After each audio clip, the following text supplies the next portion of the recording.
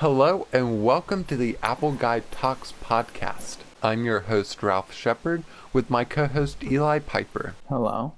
Join us today as we discuss the brand new AirPods Max, our little Christmas gift from Apple, and we'll reflect on Flash and how it changed the internet and then killed itself. That's one way to put it. Alrighty, so to get started, we have a new pair of AirPods. Not the AirPods Studio like was rumored, which honestly I really like the name.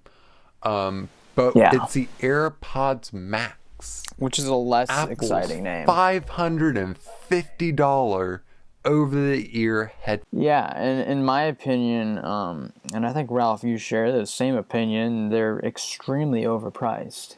Like, you can get so many better headphones for that price from different boutique manufacturers and stuff. I think what the AirPods Max is, it's the AirPods Pro, but in an over-the-ear format. And that's it. The quality, I doubt, will be as good as something cheaper from Bose or one of the other higher-end audio headphone makers. So that being said, let's go through the perks really quick of what it actually comes with. And I'm just reading this word for word off of their product page. It's got like this canopy swooping head mount thing at the top, which is interesting.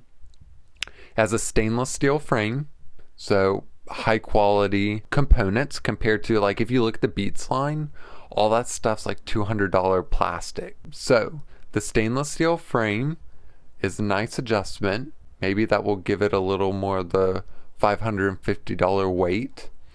It comes in colors, which is cool if you're into that. I kind of like the colors better though than the Beats. I like the silver. I like the black. The other colors for me just don't. Kind of flashy. Yeah, anodized aluminum looks good in certain colors, and certain colors it doesn't. It has a custom designed mesh textile, so the part that wraps around your head is like a meshy, cushiony style thing.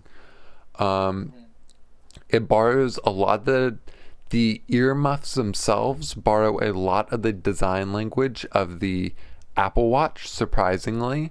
So if you have an Apple Watch, you're familiar with the digital crown. Well, that's how you control the audio level with the AirPods Max. I'm going to keep forgetting this name. It's such an I feel like that's an impossible name to remember. To me, it's just really interesting seeing the digital crown on something other than an Apple Watch. And I think it fits compared to like touch controls. I can see how a wheel can be pretty favorable. Someone who might be buying the AirPods Max would want is precise control over that. So it has a button where you can control the different settings you're in. Oh, here are the colors. We got a like silverish white, a black, a blue. I think they're calling this color pink, although on here it kind of looks red. It's like rose gold. It's the same color as rose gold, though the headband is red. And the green kind of looks like that green iPhone 11 from last year. I don't like the green. No. I don't like the green at all. The blue is okay.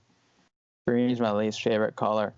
So here's what's confusing to me is when you look at one side, it looks like the cups on the headphones, I don't know if that's their technical term, but that's what I'm calling them, are more flat. Like the surface of them are more flat, if that makes sense. Mm-hmm. But when you look at the picture from the other picture where they have the colors, which is shooting straight onto the cup, it looks more like it's circular, almost like spherical and round. So I'm really confused on the shape of this right here, and I think we're going to have to wait until videos come out in order to see. I personally am not a huge fan of the design, though. I don't mind it, because I think a lot of this was also designed to bring the features of the AirPods Pro to the over-the-ear styled headphones. So you have things like active noise cancellation, which will try to drown out outside noise as much as possible, or transparency mode, where the outside speakers will collect the audio and put them through your headphones so you can at least still hear what's going on around you. Let's point out that these are features that most high-end headphones like that have already.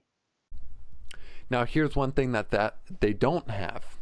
Spatial audio with dynamic head tracking, which gives you a theater-like experience for movies and shows with sound that surrounds you. Using a built-in gyroscope and accelerometers, AirPods Max and your iPhone or iPad track the subtle motion of your head, anchoring sounds to your device.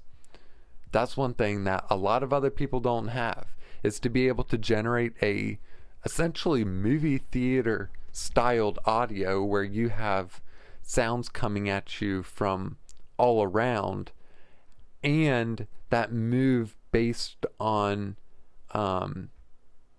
how your device is orientated and where you're looking. That's something that a lot of other headphones can't do. But you know what can? The $230 AirPods Pro have the same exact features. Yeah, exactly. So why would you buy these over the other ones, you know? Just because you like the over-the-ear. I guess if you're going to have long-term use, they're better for you because they might be more comfortable. But at this price, I wouldn't pay more than $300 for them. At this price, there's so many boutique headphone makers out there that you can get, I think, so much better quality. Now, these look really nice. They have really nice materials. I mean, even the details are beautiful. The L and R is woven into the mesh of the speaker, which is really cool. So they look really nice, and I'm sure they're really comfortable. I just feel like they're a little overpriced. And it also comes with a case. So one thing that most headphones at that price do come with a case, and if they don't, there's a huge issue. I'm kind of a fan of the design. This is like the first time I've actually really looked at them like in detail, and I'm honestly kind of liking the style. I mean, I'm not a headphone user per se, but these. Now, will I drop $500 on it? No, definitely not. Exactly. But if someone gave them to me, I'm not gonna say no. Oh yeah, no, for sure. I'll use them. Now, one of the reasons for the price that I've seen is the possibility of them being in short supply. So instead of like you see with every other tech product that's gone on sale, where it's on sale for 5-10 minutes and instantly sells out, or where everything today is in just high demand. So with this, they know that they're going in with not enough quantity, so they're starting the price higher to make up for that. So instead of selling in quantity, they're selling in margins to be able to make more off of a less amount. Exactly, and I think they priced it that high too, just because People are going to pay. Trying to. They don't want it to kind of overshadow the AirPod Pro, because you know if it's $50 more than the AirPods Pro, why would you get these over the AirPods Pro? You know. Because of the design, you want. I know that's why wouldn't you get these over the AirPod Pro? Is what I meant to say. Unless you're looking for more portability, which is why you'd go for the Pro. And if you have an Android, you're going to be missing out on a lot of the features, like you see with the AirPods Pro, where you have the touch touch sensor and all that on the Pro. You lose all of that once you connect it to another device other than an Apple product running the latest version of iOS. They do look good. The design is growing on me. The more I sit here and stare at it on my computer screen, the design is growing on me, and I like it. It's Apple. It's very Apple. You look at it and you immediately, which is why there's no logos on it that I can see, is because people look like they could have easily put an Apple logo on one of the ear cups, but you look at that and you say, that's Apple. And I think that's why there's no Apple logo on it that we can see visibly right now. Maybe there is a small one somewhere, I'm sure, but It's a statement. it really is. It is a statement that says, hey, I can spend $400+ on headphones. Yeah. $500. $549. So just in case people have forgotten the prices, AirPods start at $159. AirPod Pros start at $249, and the AirPods Max start all the way up at $549. There's a $300 difference. I still think they're overpriced. An argument for the AirPods Max that I have seen though is its ability to be more repairable since it's in a larger form factor than the rest of their headphone We'll line. have to see about that. Apple is notoriously good at cutting out the user from repairing their products. We'll have to see. Yeah. That remains to be seen. I bet you they're not going to be any more repairable than the AirPod Pros are. Hello, Ralph here, coming from the editing room. During this podcast episode, we made some inaccurate claims regarding the port situation on the AirPods Max, so I'm here to explain. On the headphones, it's a lightning port, like what you would find on your iPhone. In the box, you'll find a lightning to USB-C cable, which can be used for recharging your headphones. When it comes time to connect your AirPods Max to your device, the easiest way to do so is via Bluetooth. However, if you don't have Bluetooth, or maybe you prefer a wire, you need to purchase some adapters to go along with your expensive headphones. If you want to use the AirPods Max with the device featuring the old but reliable 3.5mm headphone jack, you can pick up Apple's Lightning to 3.5mm audio cable for $35.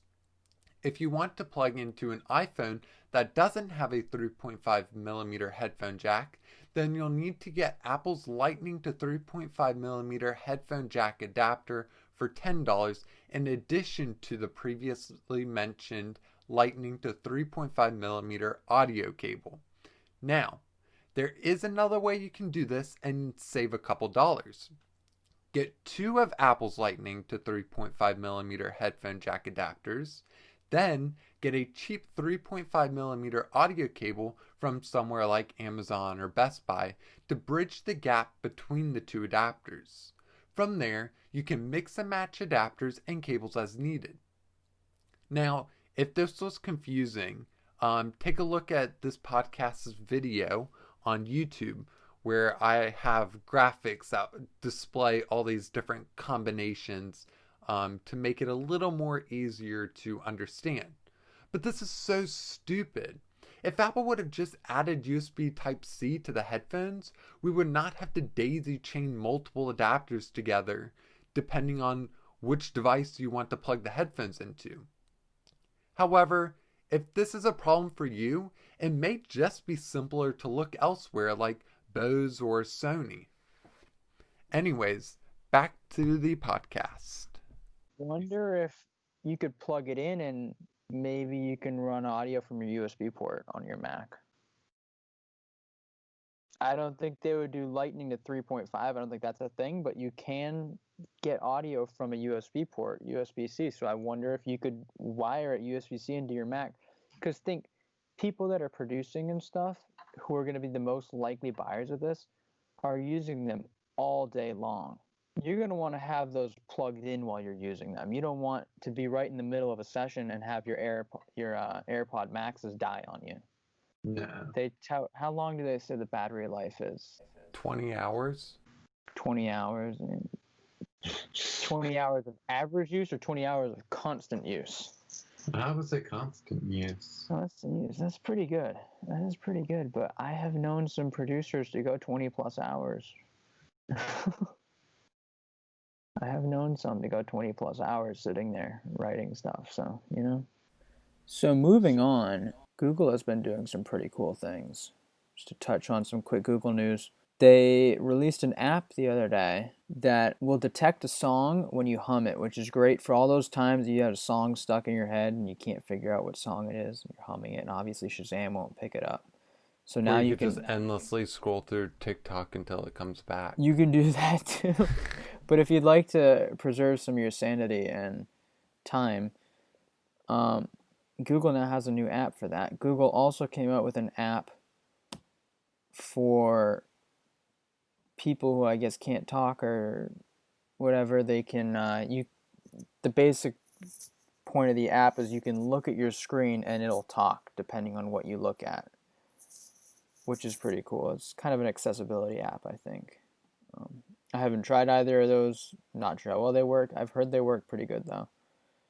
But those are two apps that Google released. But now Flash Player. Flash is dead. The rise and fall of Flash Player. The mighty Flash Player. This was a battle that the late Steve Jobs was a general in on the Definitely. opposing side. Definitely. So, on December 31st, 2020, Adobe Flash will officially be dead and be uninstalled from every device. Hello, Ralph here, popping in from the editing room again with another quick update that came out the day after this podcast was recorded. On December 8th, Adobe issued the last update to Adobe Flash. The update was automatically installed on most modern computers. They then reiterated that after December 31st, 2020, Flash will no longer be supported, as I stated earlier. It goes on to say that starting January 12th, 2021, Adobe will block Flash content from loading and recommend that you uninstall the program from your computer. But, as we will talk about later, most systems and browsers will do this for you automatically, and some like Safari have already started the process. Anyways, back to the podcast. If you're a Chrome user, you have no option. Your computer will restart at some point in time and Flash will be installed.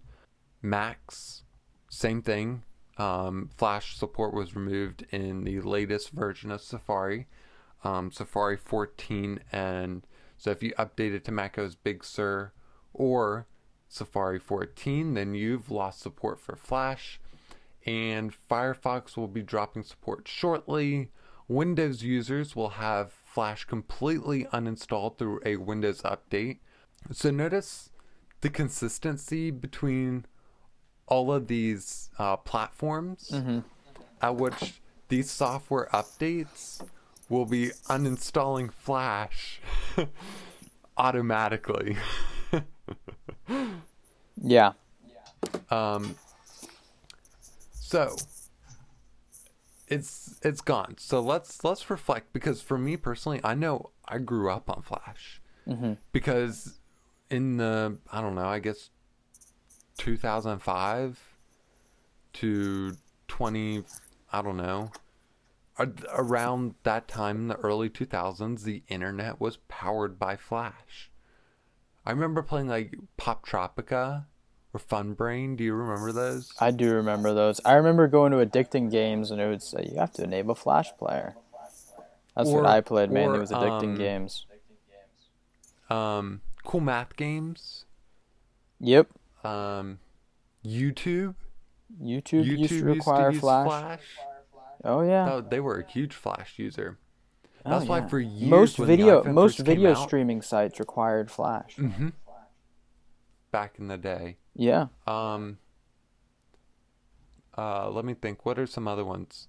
I used to play the Football Heads championship game, doing like either No, the I World never Cup played or that Premier League.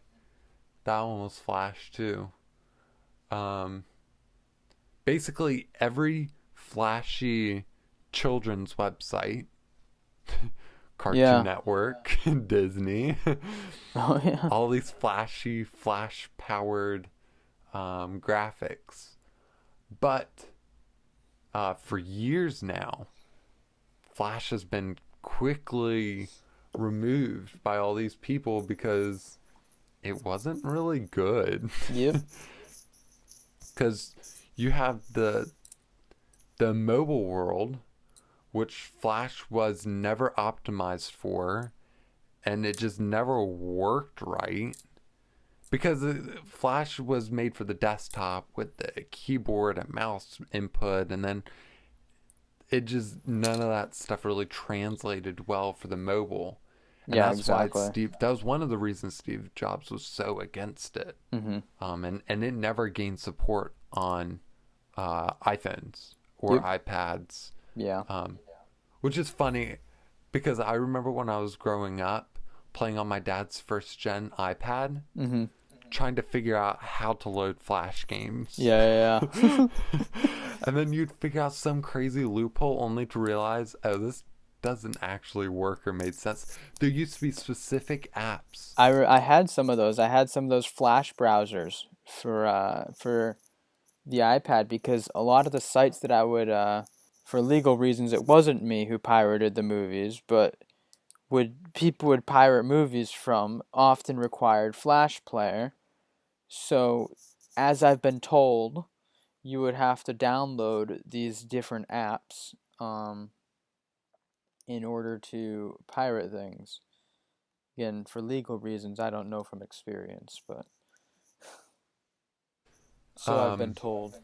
Flash was just terrible standard. As I said, the mobile issue Oh yeah, for before. sure. Security vulnerabilities were massive. Every Yeah. update, there was something wrong with it. There Mhm. was always a way to get into it somehow. Yep. It was never as secure as advertised or as it should have been.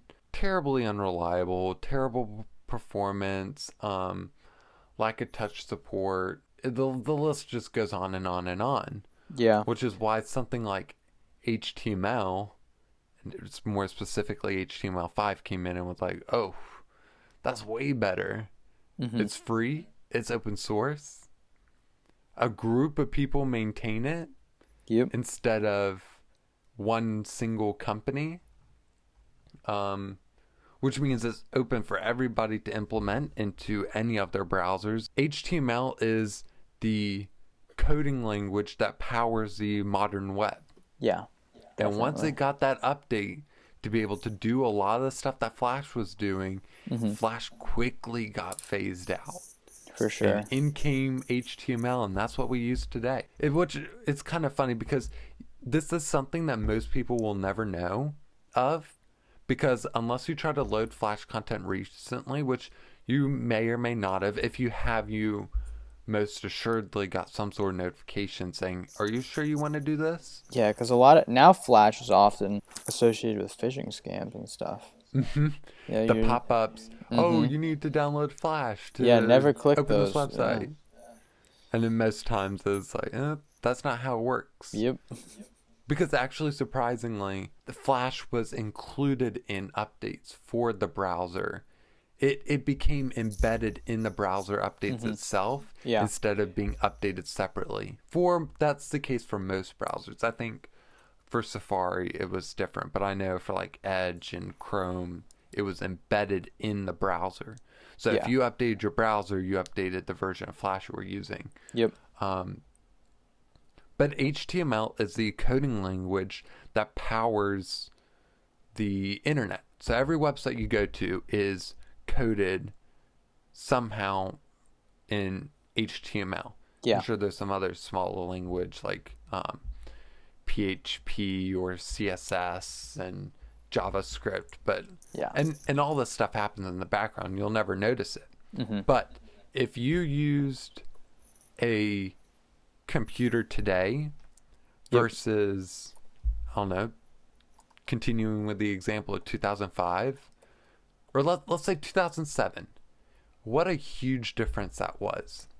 Because I remember you had to install different plugins to run different websites. Yeah. There was Flash Player, Shockwave, both of those were run by Adobe. You had Microsoft Silverlight, I remember Shockwave. which was yeah. powered by Microsoft. And Silverlight, for years, you needed to manually install on your computer so you can play Netflix. Yep. Do you remember those days? Mm-hmm. Having Oh to yeah. install Silverlight, and then I you would get a remember pop-up. Silverlight very well. Plugins. Oh, yeah. Plugins in 2007 took your browser to the next level. Mm-hmm. And now today, I there's had so no many such plugins. thing as plugins. I had so many plugins. I remember the Firefox browser used to have a page you can go to where it will check and make sure all your plugins are up to date. And Did it if they really? weren't, you could click a button to go to that plugin's website and get it updated. Interesting. Or stuff like QuickTime. Yeah. QuickTime used to be this huge multimedia powerhouse. Oh yeah. Pioneered by Apple and the Macs, and QuickTime was everywhere. Yep. And it ran a lot of things on the internet. So you needed the QuickTime plugin. Yeah. Something that hasn't existed for years because, once again, it's something that HTML has done. And done better than QuickTime could ever do. Yep. What was another plugin? There were so many of them that you needed, and I remember, having to hunt them down and things wouldn't be up to date. And even you'd question whether it was legitimate or not when you're downloading it, and you're like kind of crossing your fingers, I hope this is legitimate, It's crazy to see how quickly the internet evolved from all these single companies creating software to do their own thing to it all being put into one package that can be used and accessed and run by anybody on any device for whatever reason. 100%, the internet has come a very long ways. Oh yeah. Plugins. People these days will never understand. Or here's another thing. At the same time when QuickTime was the powerhouse, on the other side you had Windows Media Player. Oh, I remember that one. That one's still a thing though, isn't it? It is. Yeah, just QuickTime and Windows Media Player both still in existence, but actually they're not as I think they're QuickTime internal system ones now more than Windows Media Player doesn't exist anymore. I don't think Windows Media Player exists anymore. No, what is it now? They renamed it. I think they trashed it. I don't think they just renamed it. Is it? No, I forget the name of the thing that pops up when you play a video on Windows. You're right, it's not Media Player. Oh, they do have Windows Media Player, but I think Windows it's only Media here for Player? legacy. Yeah, I think it's they only removed here a lot there of for the legacy features. reasons. I don't think it's not the same Windows Media Player that it was before, I don't think. It is. It is. Is it? That one is. What they have now is, I think it's called TV and Movies, I think. Okay. Let me see. TV and Movies, that's it. That's it. TVs and movies. But anyways, going back to what I was saying. Windows Media Player used to be a media powerhouse that competed with QuickTime. Yeah. But so I remember I used to have 2 plugins installed on my computer to run Windows Media files in my browser. Interesting. There was Persian and there was Flip for Mac, which basically converted Windows Media Player videos and audio into QuickTime playable files. Yeah. Something that today we would never think of. One standard today is now usable across every OS and every computer and every device you use. Yeah. It's pretty cool how that's evolved, and it makes browsing the internet so much easier, I think. Yeah. Like imagine thinking, okay, cool. I'm going to sit down and watch some Netflix tonight. You get everything ready. You go to pull up your feed and it's like, "Oh, your version of Silverlight is out of date. You have to go update it." Or you go whole onto a process. website and half the website doesn't show up because you don't have Flash Player installed. So all you're seeing is pretty much the plain HTML. All you're seeing is HTML. It's not doing anything. So you're basically just looking at text on a page, blank text on a page. Yep. And those spaces all around the corners Something's supposed to be there. Something's You supposed can't to be quite there, put but the until you pieces update together. Flash, you're not going to know what it is. Mm-hmm. Plugins. So I actually wrote an article on October 9th about how Flash is dead and how you should never install it again. So this is a word of warning. If you get a Flash pop-up that says you need to update or you need to install Don't Flash, click it. don't. Don't click it. It's dead. Nope. It's not a real update. It's not a real Do not download. click it. So if you want to go check that out, I've got some links on the bottom of that article that detail end of life, how different browsers and different computers and other devices are slowly going to be dropping support for it. And then some other links to the history of Flash Player, Adobe and their issues, and I also found the article written by Steve Jobs about his thoughts on Flash and Nice. how it was not productive to the internet market. No, So it if really you're wasn't. interested in that, I would definitely recommend checking that out. With that being said, though, I think that's a wrap. Yeah. Thank you so much for listening. If you enjoyed this podcast, be sure to subscribe and click the thumbs up button if you're watching on YouTube. For more on the topics discussed today, check out our website, appleguideweb.com, and stay up to date with our latest posts by following at AppleGuideWeb on Twitter, Facebook, and Instagram. And we also have a Patreon page that's linked below. So if you would like, we would greatly appreciate it if you took a look at that. Once again, thank you so much for listening. See you next week. We will see you next week.